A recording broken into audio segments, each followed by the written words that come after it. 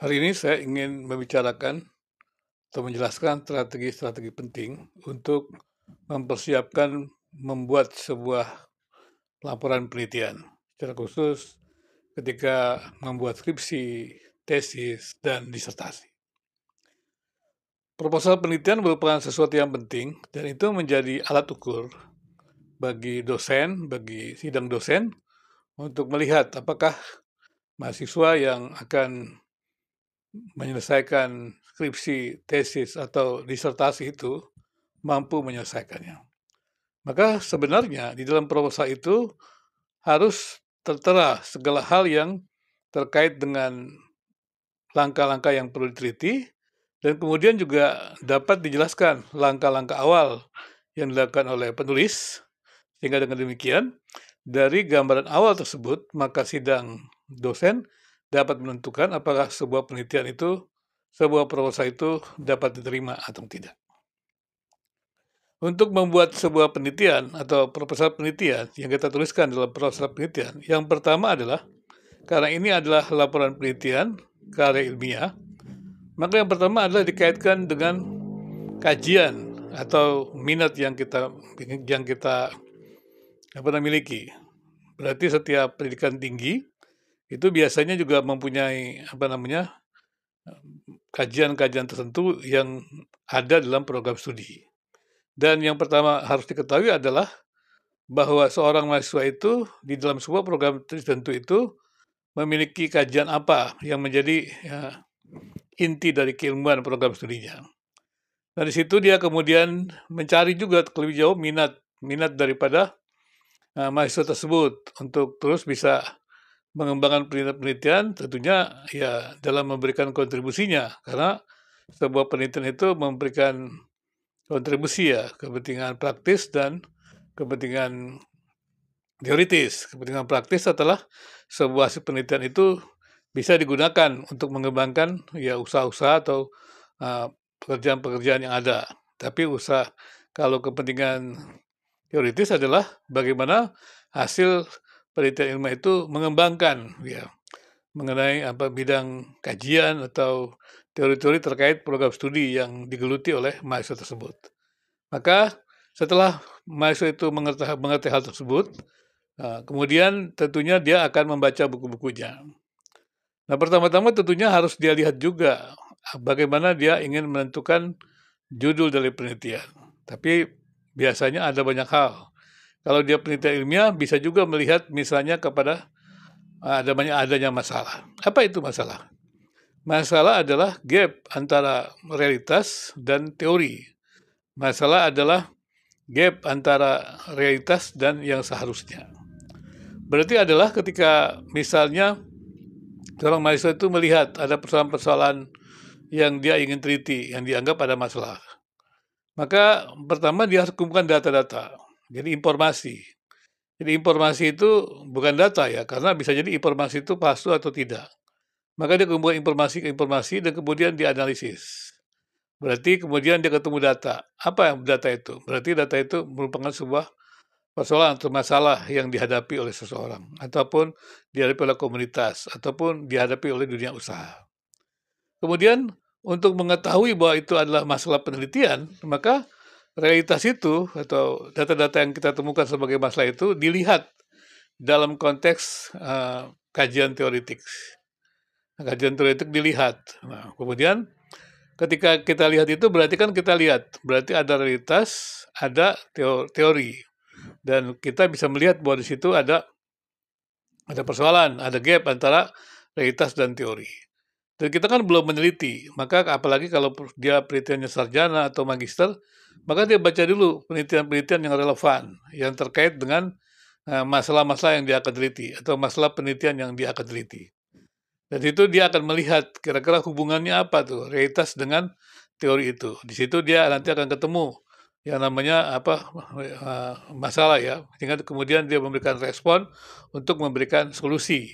Nah, itulah kalau sudah sampai di sana berarti dia bisa melakukan penelitian, seperti itu. Nah, selanjutnya bagaimana setelah kita melihat tersebut, langkah-langkah praktisnya bagaimana? Langkah-langkah praktisnya adalah kita membaca buku. Pertama adalah baca buku jurnal, bacalah buku minimal jurnal, ada 5 jurnal, dan kemudian ya mungkin juga skripsi, tesis, atau disertasi, ya dalam itu. Nah, sama-sama 5, setelah itu baru buku-buku yang ada. Buku-buku kan biasanya kita sudah punya. Ketika kita mengambil mata kuliah tertentu yang terkait dengan itu kita sudah punya, berarti kita sudah kumpulkan. Berarti kalau kita bisa lihat ada misalnya ada 10, 10, 10 begitu bagus juga. Nah, tapi untuk awalnya baiknya ada 5, 5, 5 begitu ya. Ada 5 jurnal, 5 disertasi atau tesis, kemudian juga ada 5 buku begitu. Nah, kemudian itu kan terkait dengan judul yang kita akan bahas. Judul yang kita bahas itu kan berarti ada kaitan antara realitas dan teori seperti itu. Jadi kalau realitas sudah teori, kalau kuantitatif antar variabel. Jadi variabel itu bisa kita lihat. Nah, kita baca buku yang terkait dengan hal itu. Setelah kita membacanya semua buku itu, cobalah buat semacam ikhtisar. Ikhtisar singkat saja. Tidak usah banyak-banyak 2-3 halaman gitu, kertas buat ikhtisar. Setelah kita berhasil ikhtisar, maka buatlah kemudian abstrak. Abstrak itu terdiri minimal ada 5, latar belakang, tujuan, metode, temuan, dan kesimpulan. Atau mungkin ada penelitian evaluasi, ada rekomendasi. Jadi diringkas dari ikhtisar itu menjadi 5, itulah namanya abstrak. Setelah kita bisa membuat abstrak, sebenarnya di situ kita akan terlihat atau para dewan penguji akan mengetahui ya, ataupun melihat dari pendahuluannya, yang kemudian turunkan pendahuluan, ketahui apakah seorang mahasiswa itu memiliki kemampuan atau tidak. Tapi paling penting lagi adalah mahasiswa itu sendiri mengukur dirinya, apakah dia mampu menyelesaikan tesis, skripsi, tesis, atau disertasi yang dia akan kerjakan. Bagaimana caranya? Buatlah semacam matriks ya, antara untuk mengukur gitu. Misalnya di sini tadi dalam kolom-kolom mengenai yang pertama adalah misalnya mengenai teori. Berarti kan kita mahasiswa itu punya kajian teori apa yang dia memang ingin teliti, menikmati. Berarti dijelaskan teorinya. Jadi ada matriksnya, kemudian ada teori-teori apa saja yang dia hubungkan untuk yang dia sudah pelajari untuk membaca realitas. Setelah itu dia bertemu dengan namanya realitas. Ya, dia tuliskan realitas. Sumber-sumbernya, data-datanya, informasinya di mana dia tuliskan sumber-sumbernya. Teorinya usahakan ada 10 buku lah ya, atau 15 buku. Kalau sudah mulai mengukur lebih jauh. Kemudian realitasnya, datanya juga 5 atau 10 buku, begitu. Kemudian setelah kita melihat itu, matriks itu dilihat, dibandingkan antara teori dan realitas. Nah, kalau teori dengan realitas itu ada gap, berarti kan ada masalah. Kita buat lagi kolom masalah.